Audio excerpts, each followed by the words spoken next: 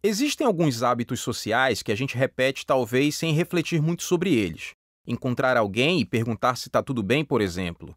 Nem sempre a gente está realmente interessado em saber tudo sobre os sentimentos da pessoa naquele momento. E quando a gente ouve essa pergunta, nem sempre está a fim de dar muitos detalhes sobre o que está sentindo.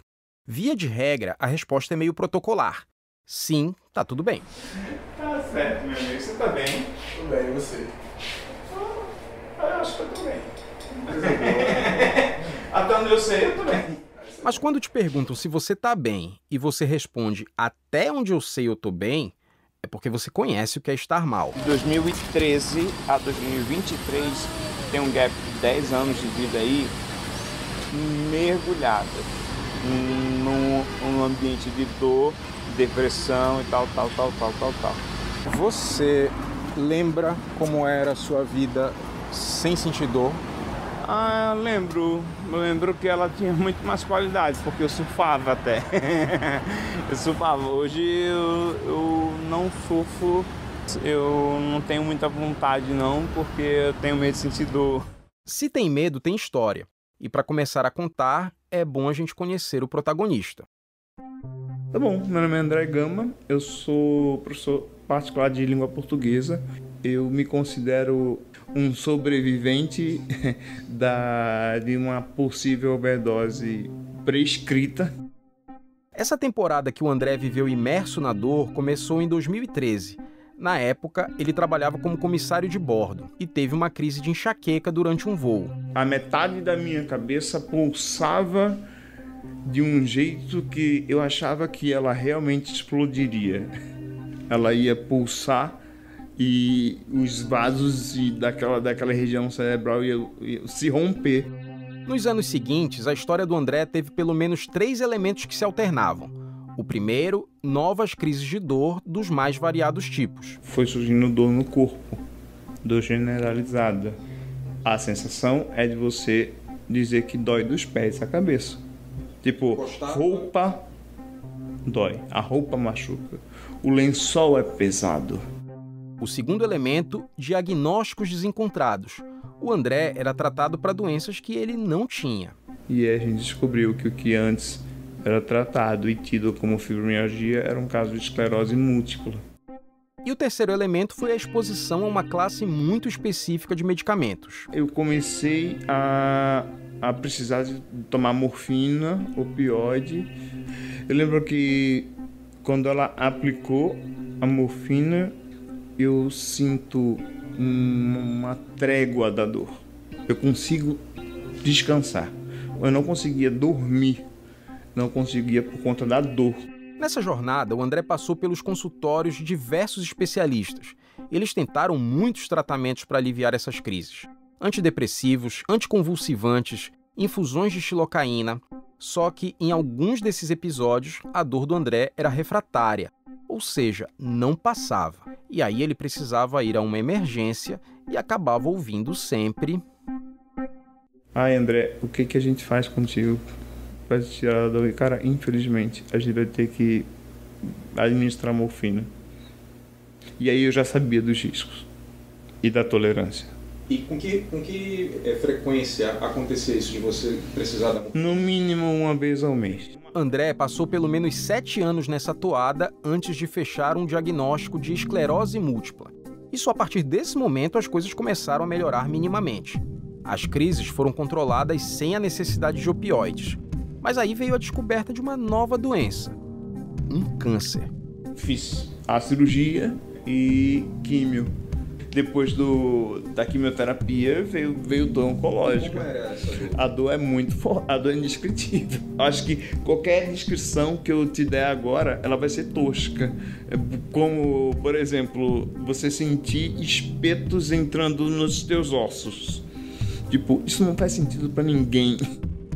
E para tratar a dor oncológica, que é indescritível até mesmo para quem já tinha vivido um amplo repertório de dor, André não conseguiu escapar de uma solução familiar para ele. Aí eu tive que tratar com opioides. E aí eu voltei a usar morfina algumas vezes. Isso aconteceu exatamente quando ele precisou aplicar 2 ampolas, 20 ml de morfina.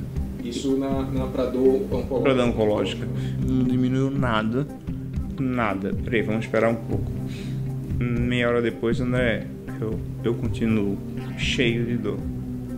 Aí foi quando o meu médico falou assim: André, eu tô vendo que talvez você esteja dependente de opioides. O teu corpo tá dependendo disso. O seu corpo tá muito tolerante a isso. E a gente pode errar a mão e te perder. A gente pode errar a mão e te perder. Imagina ouvir isso do seu médico falando das substâncias que você precisa tomar para curar a dor. O André tinha ficado muito tolerante porque de tantas vezes que precisou usar opioides, a dose que era suficiente para o alívio não fazia mais efeito. Era preciso tomar sempre um pouco mais. Aí eu olhei assim: então eu sou um dependente químico, é isso mesmo? Ele: olha, eu não sei se dependente químico, mas que muito tolerante, sim. Corre risco de uma overdose, sim. Mesmo que prescrita, mesmo que feita em ambiente hospitalar, supervisionada.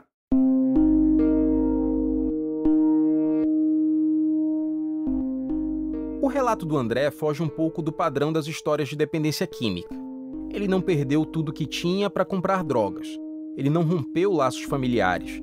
Ele não sente culpa nem assume o papel de exemplo de superação. O André só passou pelo que passou porque buscava alívio para a dor com substâncias que talvez sejam as drogas mais antigas que a humanidade conhece, os derivados do ópio. O ópio é uma substância extraída de uma planta conhecida como papoula dormideira. Existem registros do uso do ópio como analgésico e como entorpecente há pelo menos 5.000 anos. A partir do século XIX, cientistas começaram a isolar moléculas do ópio ou sintetizar substâncias com estruturas semelhantes. Tudo isso para potencializar a ação ou melhorar efeitos colaterais. Surgiram assim a morfina, a codeína, a heroína e o fentanil, que aliviam as dores mais agudas, mas podem matar por overdose. Os derivados do ópio continuam em evidência hoje, na terceira década do século XXI, por causa de uma explosão de consumo, especialmente nos Estados Unidos. Por lá, eles já são a principal causa de mortes na população entre 18 e 45 anos de idade, à frente das armas de fogo e dos acidentes de trânsito. Essa é uma história que, por si só, já é instigante por ser tão abrangente. Consegue englobar desde saúde pública a relações internacionais.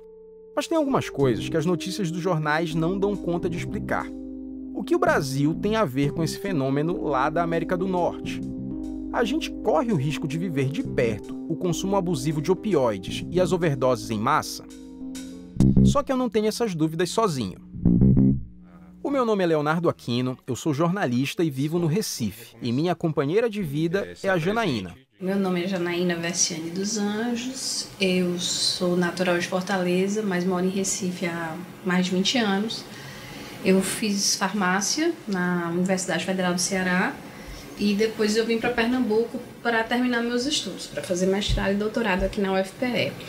E acabei sendo admitida como professora de Química aqui na UFPE. Jana e eu moramos juntos desde 2016 e pelo menos desde 2021 os opioides são um assunto rotineiro aqui em casa. Quando eu devia ser adolescente, assim, com uns 12, 13 anos, eu vi o filme da Christiane F. e fiquei bastante impressionada, né? Eu, Christiane F., 13 anos, drogada e prostituída.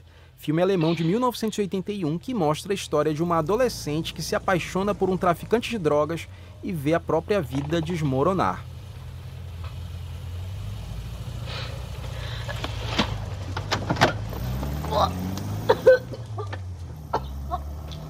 E era aquela coisa, né? Você via toda aquela questão dela se tratando do vício em heroína.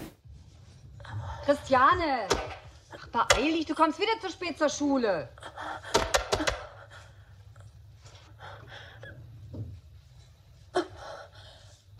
Christiane!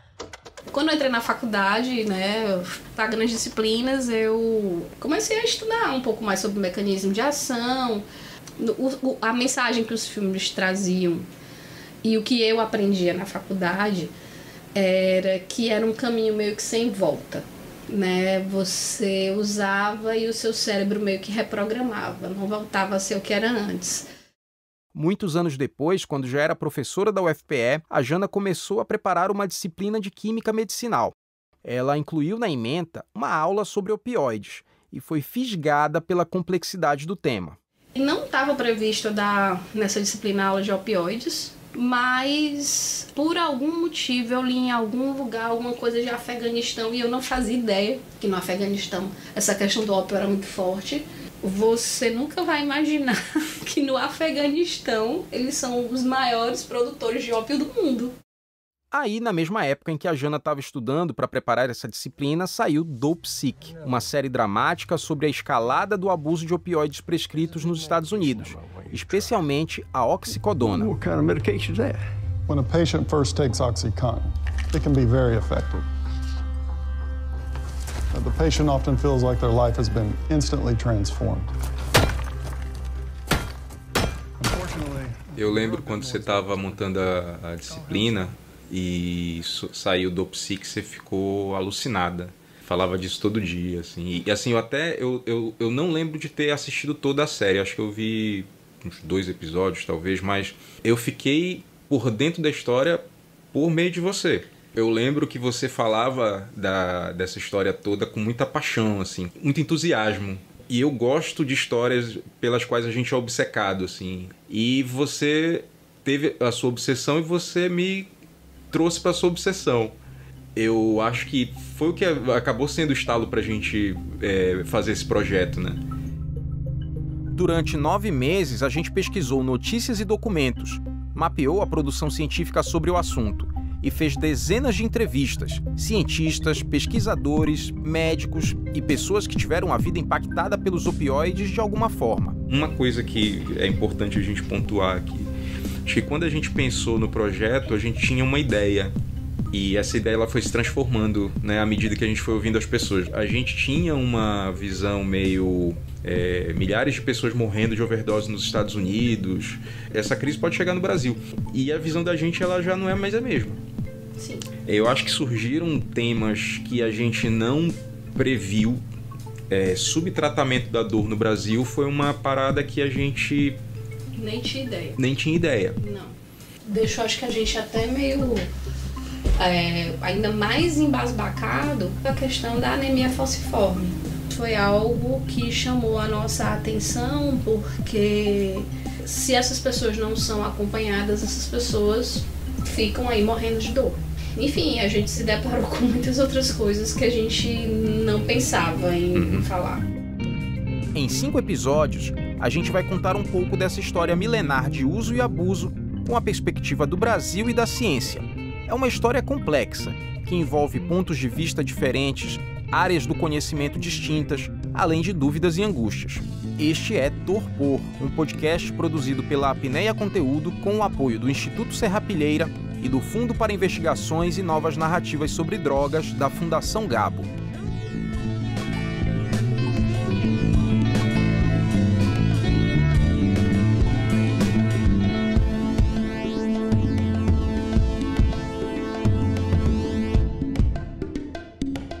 Episódio 1 – O sequestro do cérebro.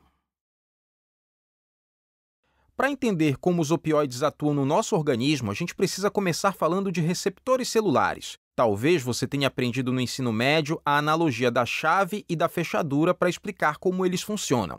Os receptores eram as fechaduras e as substâncias que encaixam neles eram as chaves. Mas esse modelo está em desuso, e os cientistas preferem descrever essa interação como encaixe induzido. Em vez de a chave entrar na fechadura, é como se as duas se abraçassem. Esse abraço é entre os receptores e as substâncias que o nosso corpo produz para que as células consigam desempenhar suas funções. Pois saiba que entre os vários tipos de receptores no nosso sistema nervoso, existem os chamados receptores opioides. E tem uma analogia que você fez algumas vezes quando a gente conversou sobre isso, que é assim, se o receptor... Existe o receptor ali é porque o corpo produz algo para encaixar ali, né? Então, a gente produz opioides. Então, livros de farmacologia, né, dizem que não existem receptores órfãos. O que existe é que você ainda não descobriu, você ainda não foi competente o suficiente para descobrir o que é que encaixa lá. O que encaixa. Você não sabe ainda o que. Então, existem duas classes de substâncias, né, que encaixam nesses receptores, que são as endorfinas e as encefalinas. As endorfinas são aquelas relacionadas ao exercício físico, né? Tem muitas pessoas, eu não sou uma delas. Eu acho que aquela sensação... aquela sensação que você tem quando faz o exercício, né? Nunca senti. Nunca senti. Eu acho que eu não tenho. Eu acho que eu nasci geneticamente modificada. Mas as endorfinas dizem, né? Dizem, reza a lenda, né? Que encaixam nesses receptores e aí tem essa sensação de bem-estar. Porém, essas substâncias, elas são rapidamente consumidas pelo organismo. Essas substâncias, elas são clivadas por outras moléculas, por outras enzimas, que acabam deixando a ação dela muito curta, né? Então, é como se eu tivesse uma substância que muita gente quer. Então, ela encaixa no opioide, mas ela encaixa em outro lugar, ela encaixa em outro lugar, encaixa em outro lugar, e outras enzimas acabam degradando essas encefalinas e endorfinas, por isso que a ação é muito curta. Como nem eu nem Jana somos experimentados no modo chapadinhos de endorfina, eu precisava ouvir outras pessoas para entender essa descarga de substâncias pelo corpo. Corredores amadores de longa distância, gente que, por lazer, corre maratonas, ultramaratonas, às vezes mais de uma centena de quilômetros. Meu nome é Marinês Valentim de Melo e hoje, com 60 anos, eu já corri 95 maratonas. No final, quando a gente termina, é uma sensação de alívio, de bem-estar, de alegria, um monte de coisa boa. Essa sensação, ela fica em várias horas. Meu nome é Francinete Maria, tenho 42 anos. Sou ultramaratonista, já fiz 24 horas correndo, fazendo 175 km e 465 metros. Eu sinto mais na largada e na chegada. Na chegada é o que faz eu vir ao êxtase, né? Eu acho que dura uns 10 minutos, uns 15 minutos. Eu choro muito e fico sem acreditar que eu fiz aquilo. Eu sou Moab Jurema, hoje eu sou ultramaratonista, já tenho 21 maratonas. Essas descargas de prazer, elas vêm de forma pontual no decorrer da corrida. No final é que tem aquela explosão total. Essa explosão de endorfina de prazer, ela vem com tudo quando eu ultrapasso o pórtico de chegada. Mas e se você conseguisse sentir tudo isso sem esforço físico nenhum? Bastando tomar um comprimido ou uma injeção? É tentador, não é? Essa é a sensação proporcionada pela morfina, pela codeína, pelo tramadol, que são alguns exemplos de opioides. A dose é muito maior comparada com o que a gente produz. Então, a ação no receptor opioide dos opioides exógenos, ela é muito maior, imediata. Esta é a médica anestesiologista Cláudia Palmeira. Ela trabalha na equipe de controle da dor da divisão de anestesia do Hospital de Clínicas da USP. Mas e o que esse opioide faz? Ele inibe, ele tem uma ação inibitória. Ele atua acalmando os nervos da dor, acalmando o processamento da informação dolorosa, ou seja, em áreas no cérebro, ele atua acalmando essa situação que o nervo fica excitado. Os opioides são analgésicos potentes que acalmam os nervos da dor, mas não devem ser utilizados em qualquer tipo de dor. Eles têm algumas indicações específicas. Ainda é uma boa indicação para alguns quadros de dor, então dor pós-operatória, a dor, né, no paciente com câncer, paciente que tem metástase óssea, por exemplo, a dor no politrauma. Voltando agora aos receptores opioides que estão lá nos nossos neurônios e onde os analgésicos opioides se encaixam. Uma coisa que é importante entender é que esses receptores não trabalham apenas no processamento da dor. Mas eles também existem em áreas que a gente chama do afeto. O que é o afeto? Quando a mãe dá um beijinho no filho, quando aquela pessoa está feliz porque ela foi muito bem cuidada, ela recebeu um abraço carinhoso, Isso é a área do afeto. Eu diria que é quando você está apaixonado, você produz endorfinas, né? Quando você está, um exemplo muito, a mãe que tem o seu bebê, então aquela relação do bebê com a mãe, aquilo é pura endorfina. Aí pensa comigo, uma substância que tem a capacidade de aliviar a dor muito rapidamente, que proporciona um bem-estar quase instantâneo e que consegue reproduzir até a sensação de estar apaixonado, de receber um abraço de mãe. Ruim não é, mas pode se tornar. A gente tem um circuito cerebral que se chama circuito de recompensa. Ele é um circuito-chave para a gente entender como que a dependência química se instala no nosso cérebro. O caminho entre o prazer e a dependência foi um dos assuntos da minha conversa com a psiquiatra Mariana Campelo.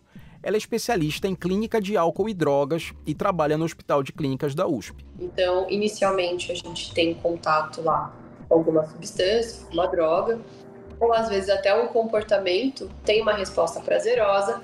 Essa resposta prazerosa, ela deixa uma marca ali, e essa marca, ela me faz pensar que todas as vezes que eu posso ter contato de novo com essa droga, com esse comportamento, isso vai reativar de novo todo esse circuito de recompensa. Esse passo a passo que a Mariana descreveu, de buscar novamente essa recompensa ou a sensação da primeira vez, funciona para qualquer substância. Mas como os opioides atuam em áreas do cérebro relacionadas à dor e ao afeto, eles têm particularidades. Os opioides, eles, por ser drogas que atuam diretamente nesses receptores cerebrais opioides, rapidamente uma pessoa pode se tornar dependente da substância. Então, se eu quebro uma perna e vou para um hospital, que eu preciso aguardar o período ali para fazer uma cirurgia, e eu fico um tempo lá aguardando, tomando opioide para essa cirurgia, dependendo da dose, se for uma dose alta por um tempo considerável, a gente considera até 30 dias. Eu já me torno dependente fisicamente daquela substância. Então, se ela for interrompida abruptamente, eu vou sofrer alguns sinais e sintomas de uma abstinência, possivelmente. Aqui cabe uma explicação rápida sobre tolerância e dependência, que às vezes se confundem. A tolerância é quando o organismo se acostuma com a dose de uma substância e acaba precisando de uma dose maior para sentir o mesmo efeito de antes. É o caso do André Gama, personagem que a gente ouviu no começo do episódio. A dependência vem depois. É quando o abuso da substância leva a uma mudança no padrão dos neurônios, que passam a não conseguir ficar sem essa ligação nos receptores cerebrais. Quem está dependente de uma substância passa a ter sintomas físicos de abstinência.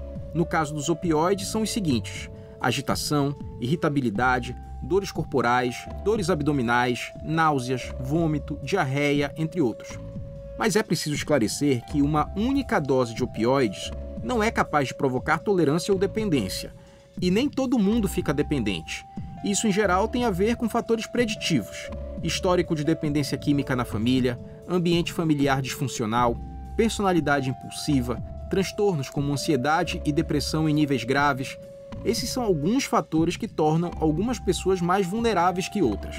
Tem algumas pessoas que, às vezes, como eu comentei, rapidamente entram nesse mecanismo. Então, às vezes, 2, 3 meses usando o opioide já se tornam adictos. Às vezes, algumas pessoas passam anos ali para realmente trazer esse comportamento disfuncional da droga. Então, ficaram, às vezes, muito tempo tomando a dose prescrita, tomava da maneira como o médico prescrevia, e em algum determinado momento liga o interruptor e a pessoa passa a abusar, a usar de uma maneira inadequada aquela substância. Comportamento disfuncional a partir de uma dose prescrita. Essa frase da Mariana abre uma porta para a gente falar sobre um dos principais motivos da criação deste podcast.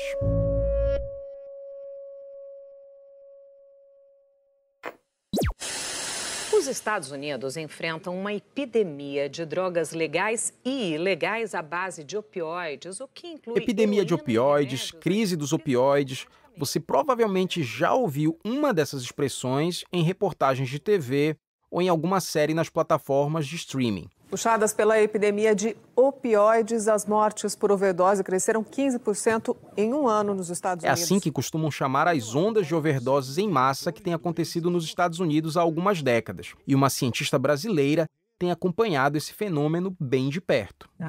Meu nome é Silvia Martins, eu sou médica psiquiatra pela Universidade de São Paulo e eu sou professora de epidemiologia do Departamento de Epidemiologia da Columbia University em Nova York. Silvia Saboia Martins também é diretora da Unidade de Epidemiologia do Uso de Substâncias de Columbia, uma das mais renomadas universidades americanas.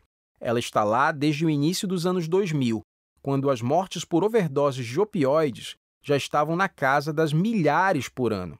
Nessa época, muitas vítimas não compraram suas doses fatais nas ruas, e sim no balcão de uma farmácia. A primeira onda já começa no final dos anos 80, início dos anos 90, não foi muito percebida, o que aconteceu? Houve uma pressão muito grande para se tratar a dor e dizer que a dor era o quinto sinal vital. Houve uma pressão muito grande para que os médicos começassem a prescrever opioides. Once you've found the right doctor and have told him or her about your pain, don't be afraid to take what they give you.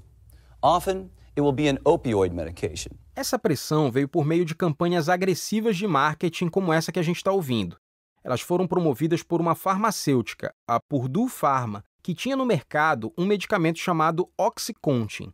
Era uma apresentação da oxicodona, um opioide semissintético com um sistema de liberação controlada. Segundo a fabricante, esse sistema fazia com que a droga fosse absorvida aos poucos pelo organismo, com efeito de até 12 horas de alívio da dor. Algo que, também de acordo com a Purdue Pharma, seria o suficiente para cravar que o risco de dependência era quase zero. Some patients may be afraid of taking opioids because they're perceived as too strong or addictive. But that is far from actual fact. Less than 1% of patients taking opioids actually become addicted. Essa afirmação de que menos de 1% dos pacientes que tomam opioides ficam dependentes não tinha respaldo científico seguro, para dizer o mínimo. O embasamento não estava num artigo publicado num periódico com alto fator de impacto, nem mesmo num estudo conduzido de acordo com as regras de boas práticas da ciência. Ele estava apenas em uma carta. Uma carta ao editor para uma revista científica dizendo que, se as pessoas usassem opioides, não causaria abuso e dependência. Na verdade, essa é uma carta de um parágrafo feita por um médico com pacientes internados, ou seja, muito diferente do que se as pessoas estão em casa ou recebendo doses de opioides indiscriminadas. Então, começou-se a ter essa pressão para se tratar a dor, para as pessoas relatarem dor e uso de opioides. E nisso foi-se cada vez mais aumentando a dose. Eu vou fazer uma analogia para tentar explicar o tamanho da irresponsabilidade que é usar uma carta ao editor de uma revista como evidência científica. É como se um deputado usasse um comentário numa postagem de rede social como embasamento para criar um projeto de lei. E além de dizer que opioides não viciavam, as campanhas da Purdue Pharma insistiam em outra mentira, que o OxyContin era a medicação para se tomar do início ao fim do tratamento. A recomendação era que até dores cotidianas, como dor de cabeça e dor nas costas, podiam ser tratadas com oxicodona. Muitos médicos caíram nessa, e o abuso de opioides se espalhou pelo país. He's not an addict. Call it whatever you like, but... No, excuse me, but Dr. Hartman said that it's only addictive in, like 1% of people. Well, I've got an ER filled with the 1%. De início, o governo federal e os estados não fizeram muita coisa. Foi só quando o problema já estava bem grande, já tinha muita gente dependente de opioides e muita gente morrendo de overdoses ou tendo overdoses na sequência, que começou-se a tentar diminuir a quantidade de opioides no mercado. Então, nessa época criaram-se os programas de monitoramento de prescrição. Também começou-se a ir atrás de médicos que estavam prescrevendo indiscriminadamente. Então, sabia-se que havia alguns lugares que os médicos se vendiam como médicos que tratavam a dor, mas davam prescrição como bala. A reação das autoridades foi demorada, mas aparentemente era o que precisava ser feito.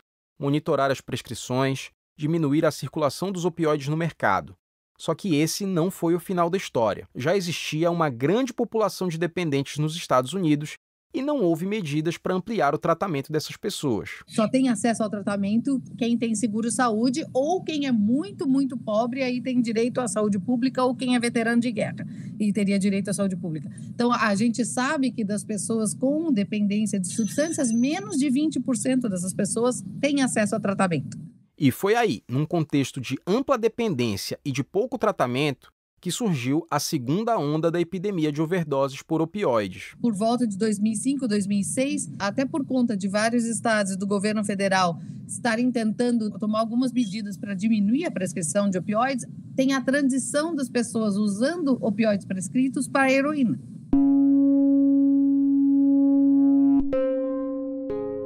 É isso mesmo, heroína. Muitas pessoas que faziam uso abusivo da oxicodona passaram a ter dificuldades em conseguir receitas e acabaram migrando para a heroína, que também é uma droga derivada do ópio e custava menos do que os comprimidos de Oxycontin no mercado ilegal. Então, recapitula comigo. Primeira onda, oxicodona. Segunda onda, heroína. A terceira onda surgiu por volta de 2013, com uma substância muito usada em ambiente hospitalar. Começa a se ver fentanil no mercado de opioides americanos. Então, fentanil, não só o fentanil utilizado em anestesia, mas fentanil obtido de maneira ilegal, produzido de maneira legal, tanto aqui nos Estados Unidos quanto em outros países. O fentanil é um opioide sintético, ou seja, é produzido sem a necessidade do ópio extraído da papoula. A gente ainda vai falar muito do fentanil num episódio inteiro dedicado a ele, mas o que você precisa saber agora é que ele é um anestésico muito potente, cerca de 100 vezes mais potente que a morfina, e costuma ser usado em cirurgias ou em pacientes que precisam de intubação. Mas como ele pode ser produzido clandestinamente, o fentanil também é protagonista da quarta onda da epidemia de opioides, que é a onda que se vive hoje em dia. E dessa vez, ele não está sozinho. O que se vê nos últimos anos é não só o uso de fentanil, mas o uso de fentanil combinado com outras substâncias, especialmente estimulantes, que a gente vê essa fase começando a partir de 2016, 2017, e é a fase em que continua até agora, que seria, vamos dizer, a crise de overdose dos Estados Unidos. Não é uma crise só de opioides, é uma crise de uso de polissubstâncias, principalmente a combinação de fentanil com estimulantes do tipo anfetamina, metanfetamina. Os Estados Unidos fecharam o ano de 2022 com mais de 109 mil mortes por overdose de substâncias, segundo dados do CDC, o Centro de Controle e Prevenção de Doenças. O fentanil sozinho fez 74 mil vítimas e levou mais vidas de cidadãos americanos do que as guerras do Vietnã, do Afeganistão e do Iraque juntas. Hoje é a principal causa de mortes no país na faixa etária que vai dos 18 aos 45 anos de idade.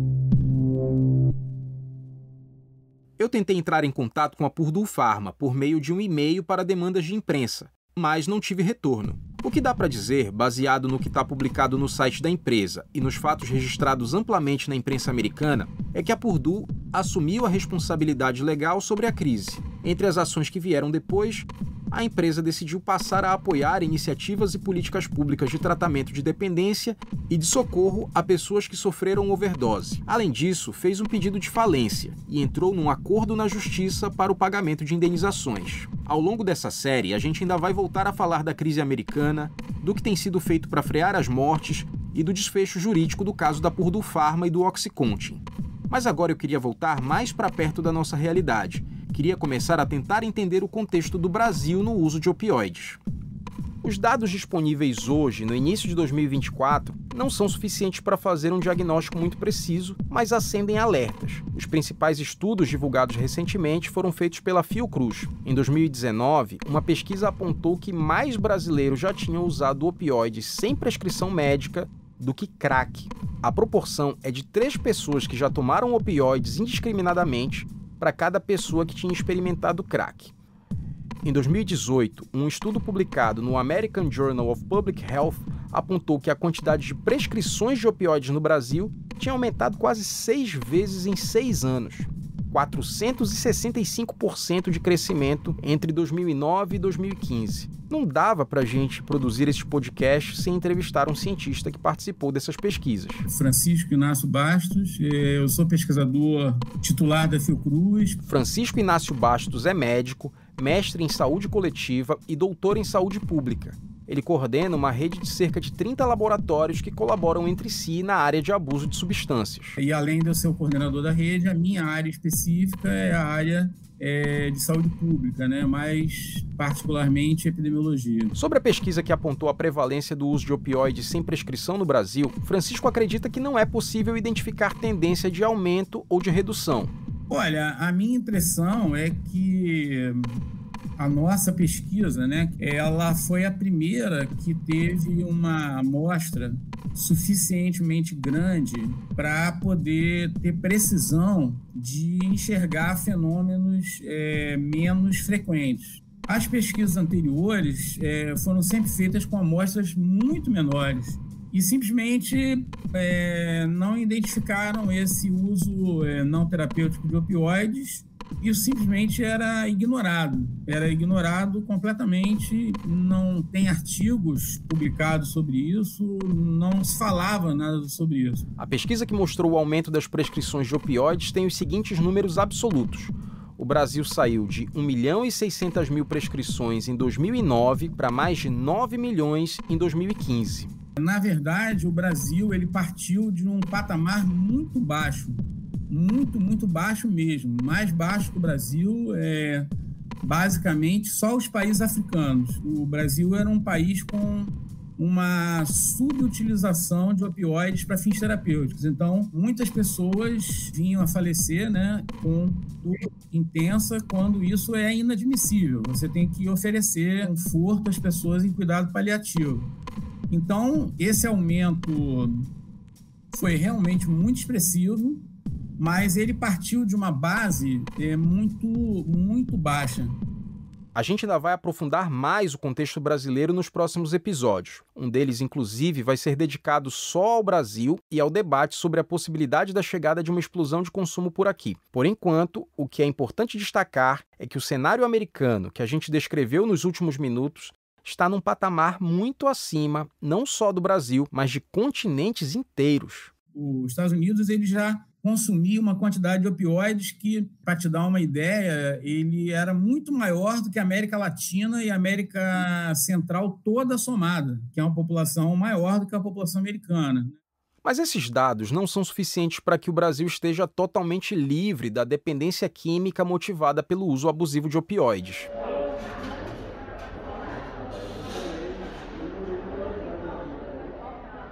Bairro de Perdizes, cidade de São Paulo. Aqui funciona um serviço inovador no tratamento da dependência química.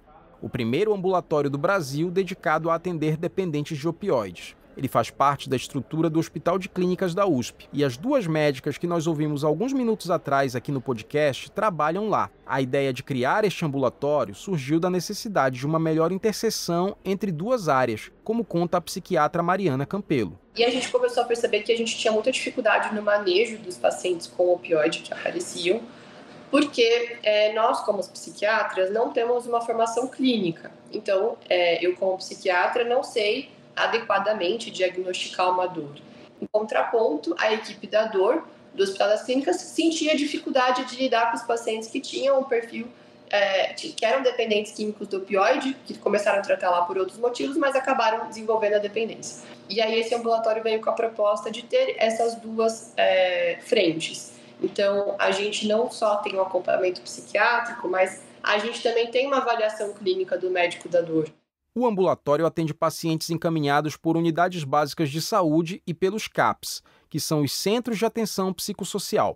Ou seja, ele não funciona no esquema de pronto-socorro. Os pacientes são atendidos por uma equipe multidisciplinar. Além dos médicos da dor e dos psiquiatras, trabalham no ambulatório psicólogos, terapeutas ocupacionais, enfermeiros e técnicos especializados. O tratamento, eu sempre falo isso para os pacientes, ele não pode ser estabelecido só em um único pilar. Então não adianta eu, como psiquiatra, achar que eu vou promover essa cura, essa desintoxicação, isso vai ser super efetivo, se eu não trabalho vida, se eu não trabalho outras coisas.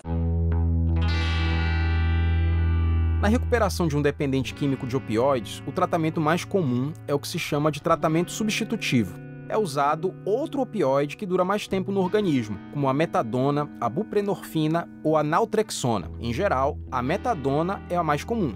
A metadona, ela entra sim como a terapia recomendada para dependência de opioide, justamente pelo risco que esses pacientes eles estão expostos, muitas vezes da própria intoxicação, e os trabalhos mostram isso bem, que ela acaba melhorando a qualidade de vida desses pacientes, por ela ser uma terapia substitutiva que vai facilitar esse desmame e também essa pessoa que vive com dor, por exemplo, poder ter um risco menor de exposição por estar com um tratamento adequado, prescrito, em vez de ir no hospital tomar morfina, ficar se injetando drogas e outros comportamentos que podem ser ainda mais arriscados. Mesmo com um tratamento adequado e um acompanhamento multidisciplinar, a recuperação de um dependente de opioides é difícil.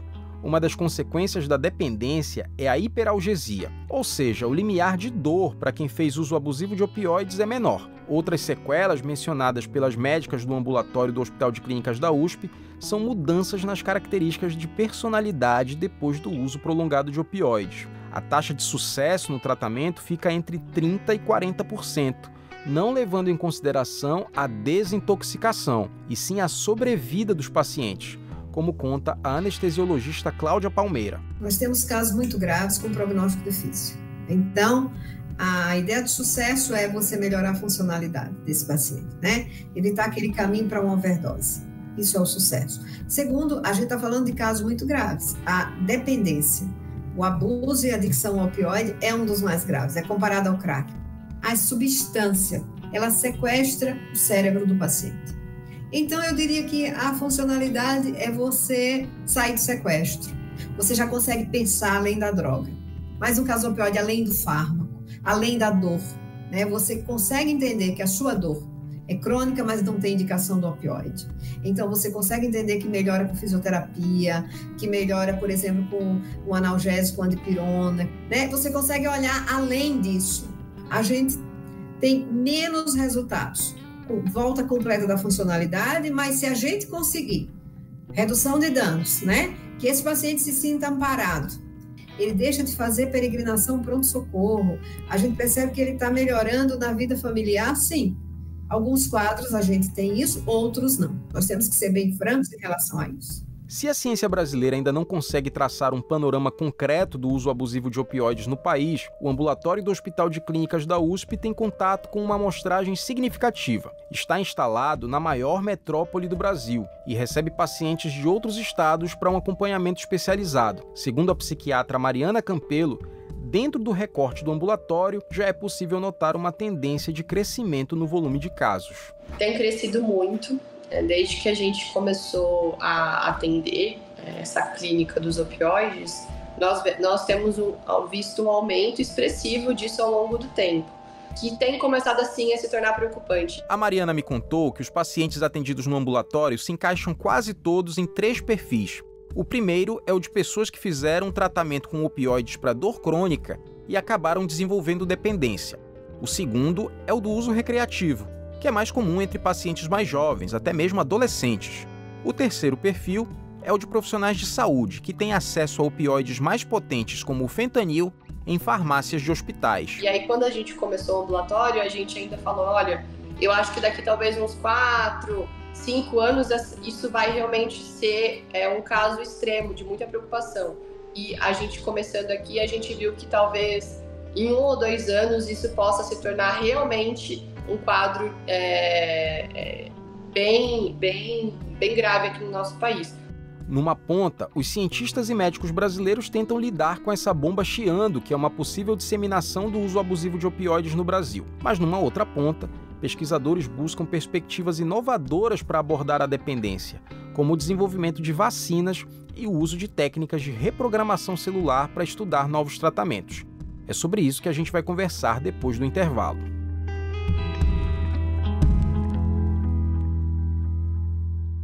Este podcast foi produzido com 2 apoios muito importantes. Um é o do Fundo para Investigações e Novas Narrativas sobre Drogas da Fundação Gabo. O outro é do Instituto Serrapilheira, que promove a ciência e a divulgação científica no Brasil.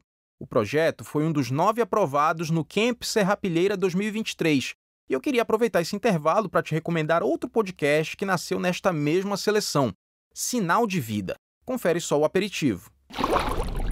Você já presenciou uma cena que o mundo precisa saber, só que ninguém estava vendo? E se eu te disser que a gente foi para uma ilha cheia de histórias assim? Estamos no ônibus agora, vai começar a nossa aventura hoje. Por que a gente largou as nossas vidas em São Paulo e veio passar um mês na Ilha Anchieta? Nós somos biólogos e a gente passou um mês nessa ilha, onde ninguém mora, procurando um animal muito louco, a raia chita.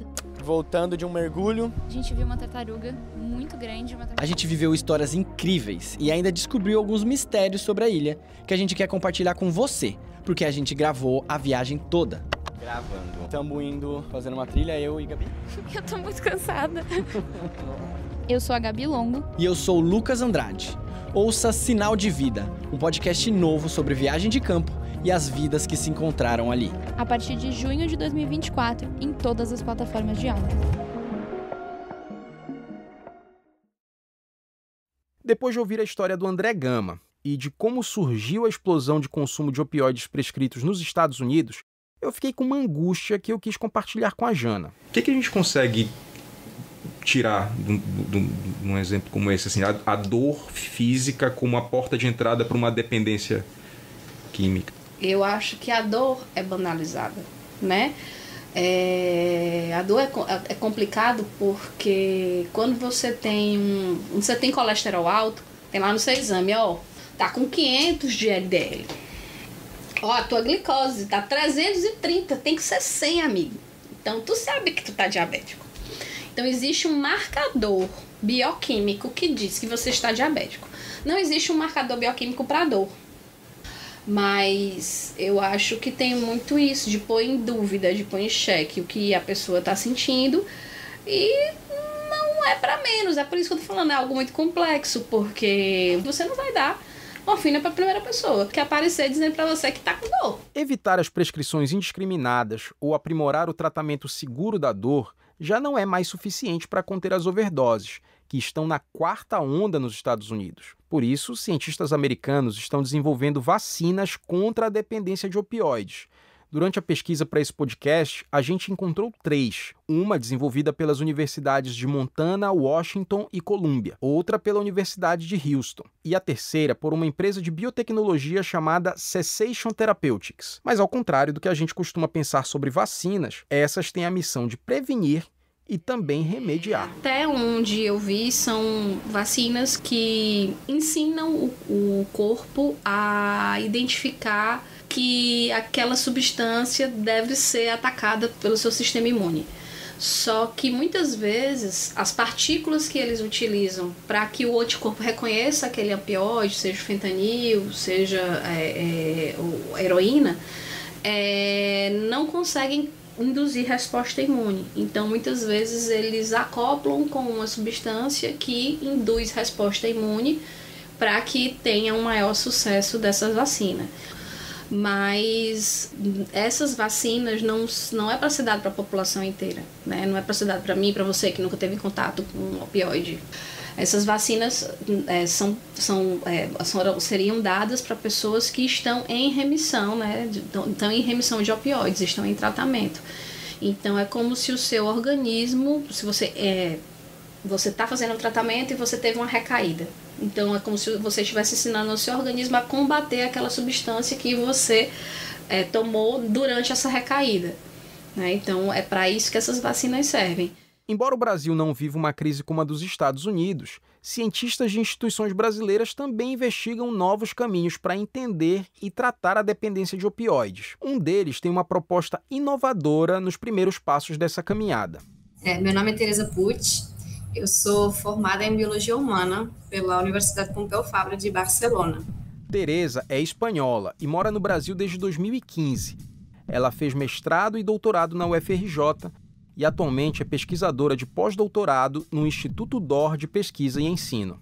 Durante meu doutorado eu estudei Zika e agora, atualmente, no meu pós-doutorado, estou estudando, né, a tolerância e dependência a opioides. Ela saiu de uma crise bem brasileira, que é o vírus Zika, para estudar outra crise que ainda não bateu tão forte por aqui, a dependência de opioides. A ponte entre esses dois trabalhos foi uma técnica da biologia molecular chamada reprogramação celular. O primeiro passo é extrair células de indivíduos adultos.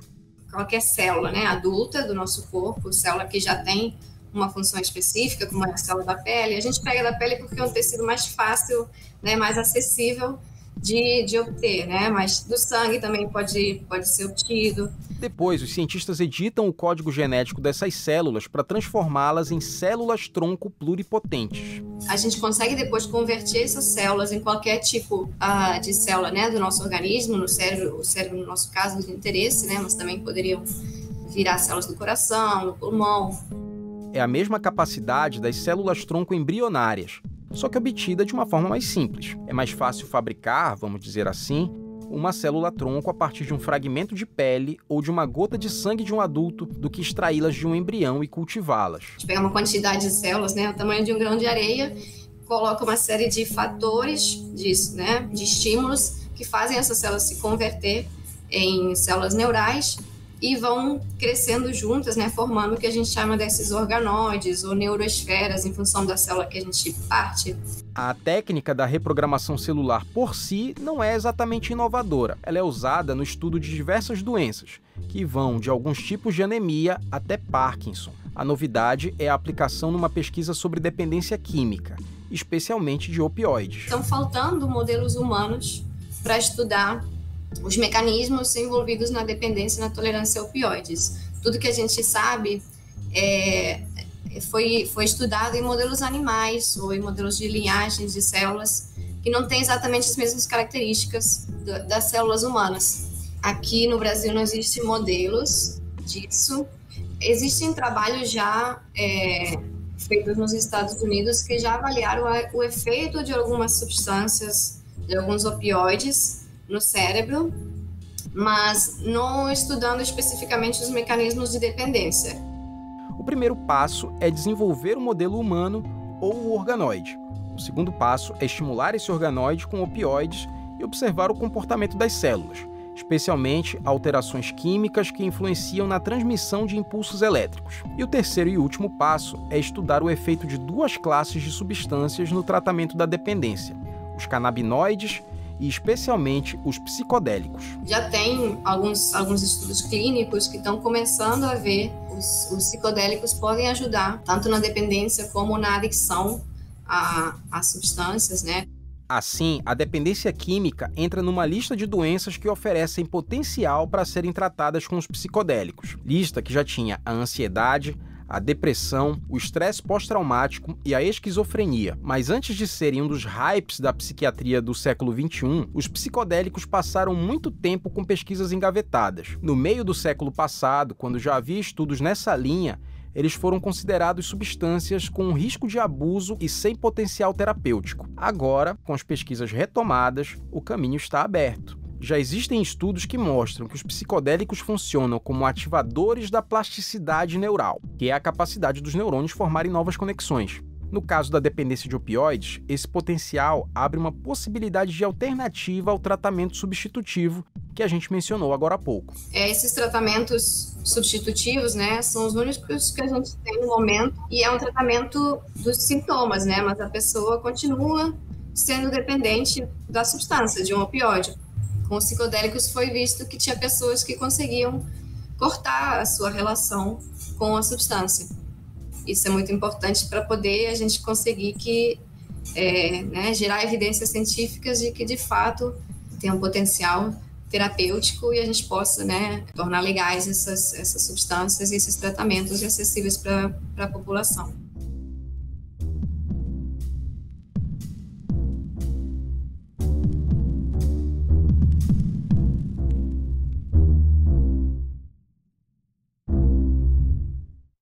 A previsão é que a pesquisa da Tereza comece a ter resultados e publicações no final de 2024. Até lá, a opção mais comum para cuidar de um dependente de opioides é o tratamento substitutivo com outro opioide. É uma espécie de redução de danos, mas essa abordagem nem sempre é considerada. Nada fazia sentido para mim. E eu ficava me questionando, gente, o que eu tô fazendo aqui? Porque, mano, eu não me identifico com nada do que eles abordam aqui nessa estratégia de tratamento. Esse é o André Gama, personagem que a gente ouviu na abertura do episódio. E só para lembrar um pouco da história dele, caso você tenha esquecido, ele desenvolveu uma tolerância muito alta aos opioides depois de muitos anos passando por tratamentos e diagnósticos desencontrados para crises de dor. Pois bem, em setembro de 2022, quando percebeu que nem os opioides mais fortes eram suficientes para aliviar a dor de um câncer que ele descobriu, André deu entrada numa clínica psiquiátrica privada na região metropolitana do Recife. Segundo o psiquiatra que o acompanhava antes da internação, André precisava dar um reset nos receptores opioides. Mas o caminho foi muito mais sofrido do que deveria ser. Ninguém tira de um dependente de opioide, mesmo que seja um dependente da minha classe, entre aspas, mesmo que ele seja mais tolerante do que dependente, não se faz a retirada abrupta da medicação. Isso pode trazer sérios danos à saúde. E foi o que aconteceu comigo na clínica. Eles suspenderam tudo.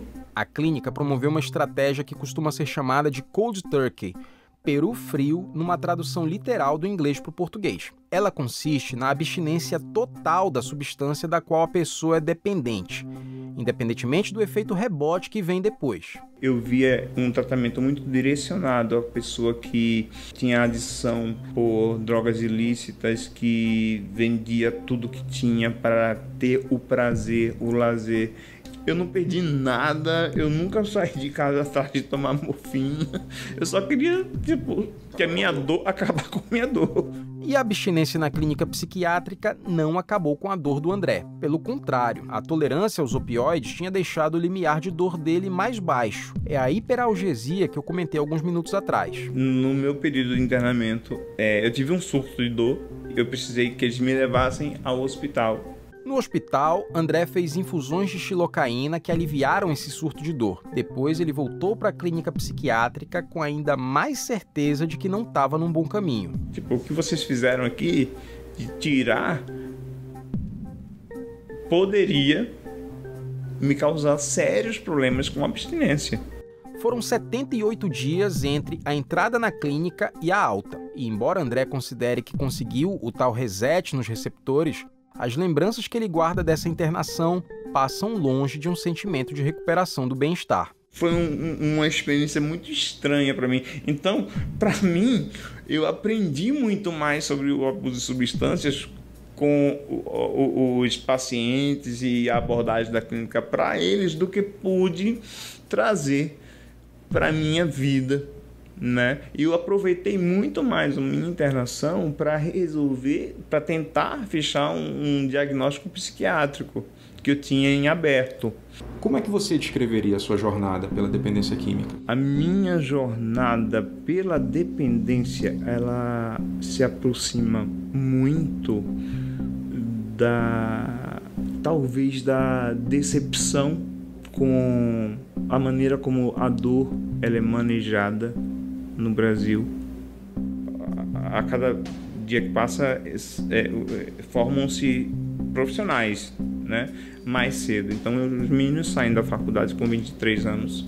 Como é que a universidade, a faculdade não se compromete em aprofundar o ensino na formação de um médico generalista que vai parar no pronto-socorro e vai tratar mais dor do que qualquer outra coisa?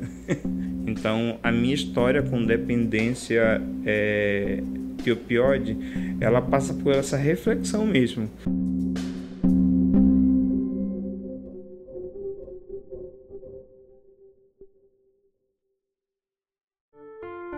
No próximo episódio de Torpor, a gente vai falar mais sobre o tratamento da dor no Brasil. Vamos ouvir especialistas que acreditam que a dor é subtratada por aqui e que os médicos brasileiros prescrevem menos opioides do que deveriam. Em que fatos e evidências essas teses se sustentam? Você também vai conhecer a história de pessoas que precisam dos opioides para ter um mínimo de qualidade de vida. E ainda, a pesquisa feita no Brasil, que busca um candidato a fármaco para o tratamento da dor, que possa poupar o uso de opioides.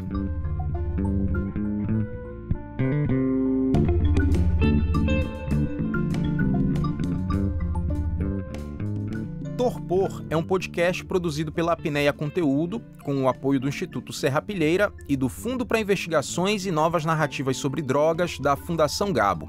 Eu sou Leonardo Aquino e fiz a produção, reportagem e roteiro, e apresento o podcast junto com Janaína Versiani dos Anjos, que é a consultora científica. A edição é do Caio Santos, da Griot Podcasts. A identidade sonora e as trilhas originais são do Gabriel Falcão. A identidade visual, as ilustrações dos episódios e o desenvolvimento do site do podcast são da Mariana Tavares. A estratégia de conteúdo e as redes sociais são da Marina Tavares. A locução foi gravada no estúdio Carranca, no Recife. Este episódio usou áudios da TV Globo, da Band TV, da TV Record, da série Dopesick, disponível no Star Plus, da série Império da Dor, disponível na Netflix, e do filme Christiane F., disponível no Prime Video. Para conteúdo adicional, transcrições dos episódios do podcast e links das redes sociais, acesse www.torpor.com.br.